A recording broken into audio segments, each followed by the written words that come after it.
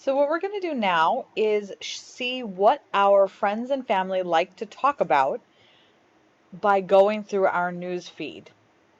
This is also going to help us figure out what we like to talk about because, as we know, Facebook shows us content that we like to engage in, and it shows us the posts that our friends make that we like to engage in, which shows the things that we have in common.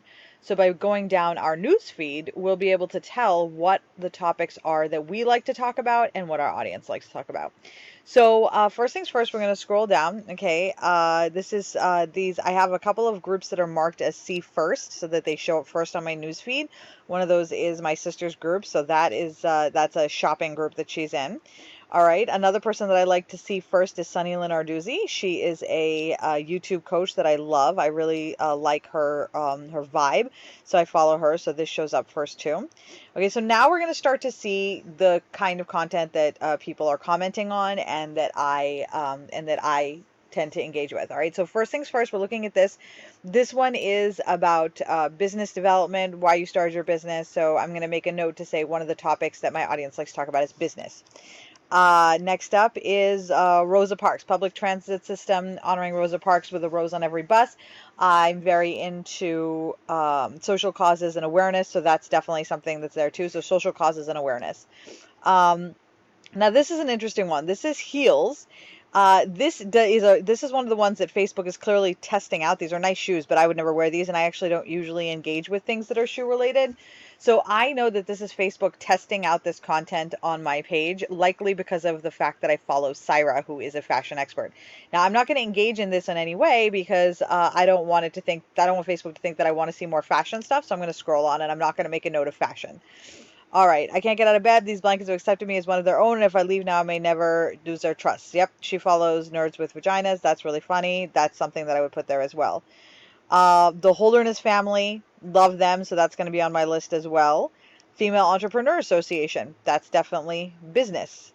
Um, let's see. Alanis Morrissette, Jagged Little Pill Anniversary Tour. Now, I'm not really into Alanis Morrissette, but I do like 90s music. So this is going to go into 90s chick rock or 90s or 90s music. So I have like 3 or 4 different things that are going to come off of this.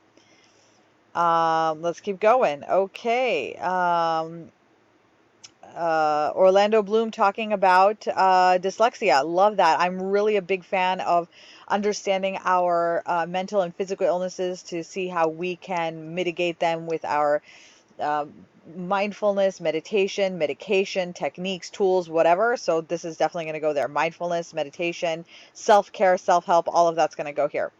Um, Okay, let's keep going. Brent has changed her cover photo.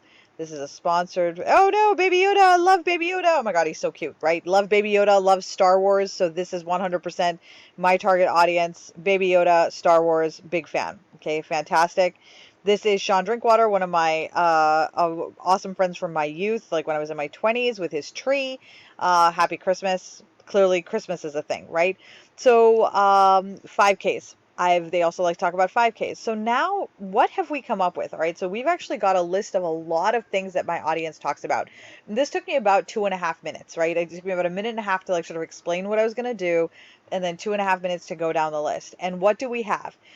So we have a list of topics now that I can go and write posts about. So for now, we're not going to talk about what to write or how to write it. At the moment, we're just talking about how to find the topics that you're going to write about. But when you're first starting, if you just do it once or twice a week, you'll get 6 or 7 new topics a week. And by the end of 2 or 3 months, you'll have like 100 topics.